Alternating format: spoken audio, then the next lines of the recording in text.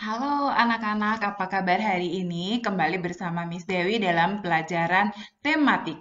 Pada pembelajaran kali ini kita akan belajar tema 2, selalu berhemat energi.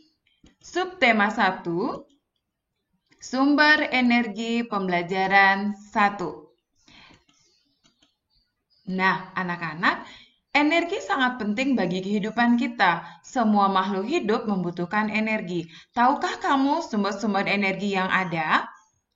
Ayo, kita akan pelajari bersama-sama. Energi merupakan daya atau kekuatan yang dapat digunakan untuk melakukan berbagai proses kegiatan. Misalnya, dapat merupakan bagian suatu bahan atau tidak terikat pada bahan seperti sinar matahari. Energi juga dapat diartikan sebagai tenaga. Perhatikan gambar berikut. Matahari memiliki peran yang besar dalam kehidupan karena merupakan sumber energi terbesar di bumi. Panas matahari berpengaruh terhadap aktivitas manusia dan makhluk hidup lainnya di bumi. Mari anak-anak amati gambar yang ada di layarnya. Di sana ada berbagai aktivitas yang kita bisa lihat. Dari pengamatan yang sudah kita amati, apa saja yang sudah kita peroleh dari gambar tersebut? Berdasarkan gambar, informasi yang kita peroleh sebagai berikut. Matahari bersinar cerah. Ibu menjemur pakaian. Bapak berolahraga. Tanaman tumbuh subur di halaman. Bayi berjemur di halaman. Nah, anak-anak, dari informasi yang sudah kita dapat, mari kita akan belajar membuat karangan atau teks dari informasi yang sudah kita dapat. Karangan sebagai berikut. Cahaya matahari merupakan salah satu sumber energi. Cahaya matahari bermanfaat bagi makhluk hidup. Manfaat matahari diantaranya membantu pertumbuhan tanaman. Tanaman tumbuh subur berkat cahaya matahari. Pakaian dapat kering karena ada cahaya matahari. Cahaya matahari juga menyehatkan badan. Ya, dari pembacaan tadi, mari kita mencoba untuk membuktikan panas dari matahari.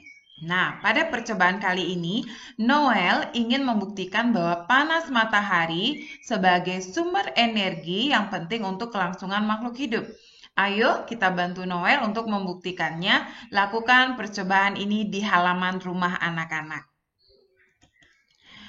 Alat dan bahan yang perlu anak persiapkan adalah sapu tangan, tisu, dan kertas.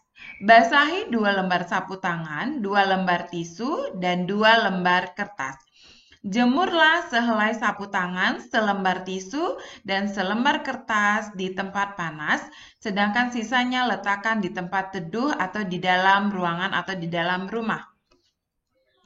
Yang ketiga, amati dan tuliskan perubahan yang terjadi pada benda-benda tersebut setelah 15 menit, 30 menit, dan 60 menit. Nah, setelah anak-anak mengamati, tulislah hasil pengamatanmu pada tabel berikut. Tabel yang pertama adalah tabel untuk benda-benda yang anak-anak taruh di tempat yang panas atau di bawah sinar matahari. Bagaimana kondisinya tisu, kertas, dan sapu tangan setelah 15 menit, 30 menit, dan 60 menit? Apakah kering atau basah atau setengah kering? Dan pada tabel yang kedua, anak-anak menulis hasil pengamatannya untuk benda yang ditaruh di tempat teduh. Bagaimana hasilnya? Apakah masih basah ataukah kering? Tulislah hasil pengamatanmu di dalam buku tugas dan nanti akan dikumpulkan.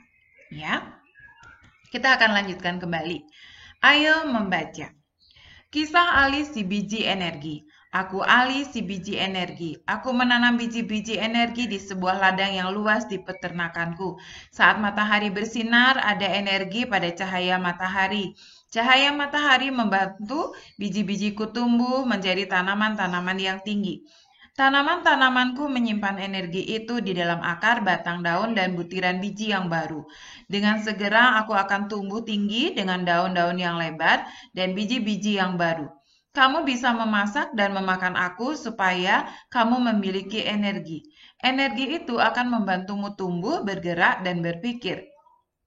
Aku juga memberi makan hewan-hewan ternak dengan beberapa bagian dari tubuhku sehingga mereka tumbuh besar dan sehat.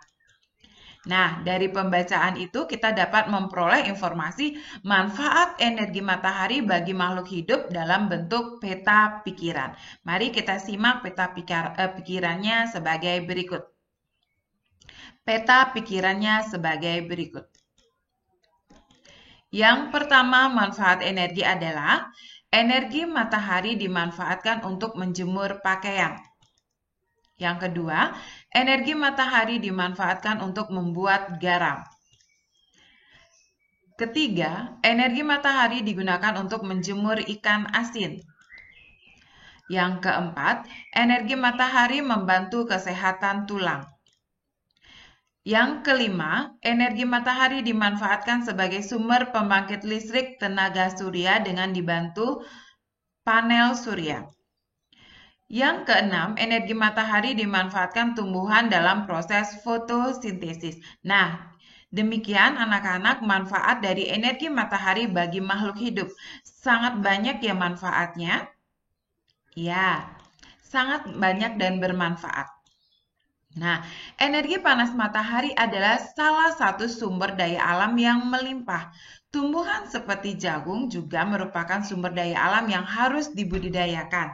Sumber daya alam tersebut diberikan Tuhan untuk umat manusia. Ayo membaca. Indonesia memiliki sumber daya alam berlimpah. Disebut sumber daya alam karena berasal dari alam. Penduduk Indonesia dapat menikmati sumber daya alam tersebut untuk memenuhi kebutuhannya. Laut Indonesia terkenal karena ikannya. Lahan yang subur menghasilkan padi, jagung, serta tumbuhan lainnya yang sangat berguna bagi penduduk. Gas bumi, minyak, serta logam banyak memberikan manfaat bagi masyarakat. Sumber daya alam terbagi dua, sumber daya alam yang dapat diperbaharui dan sumber daya alam yang tidak dapat diperbaharui. Sebagai anak Indonesia, kamu harus tahu apa yang termasuk ke dalam keduanya dan apa dampaknya apabila kita kekurangan keduanya. Penggunaan sumber daya alam berlebihan akan mempengaruhi kehidupan manusia. Kita harus menghemat penggunaannya. Sumber daya alam yang dapat diperbaharui, misalnya tumbuhan, hewan, sinar matahari, angin, dan air. Sumber tersebut termasuk kelompok sumber daya alam yang dapat diperbaharui karena terus tersedia dan dapat kita kelola untuk kita perbanyak jumlahnya. Jumlah sumber daya alam ini sangat melimpah. Agar sumber daya alam ini tetap tersedia, kita harus menggunakannya dengan bijak dan melestarikannya. Sumber daya alam ini sangat penting untuk dijaga keberadaannya. Minyak bumi, emas, besi, dan berbagai tambang termasuk ke dalam kelompok sumber daya alam tidak dapat diperbaharui. Mengapa demikian? Karena jumlahnya sangat terbatas. Untuk menghasilkan minyak bumi diperlukan waktu yang sangat lama.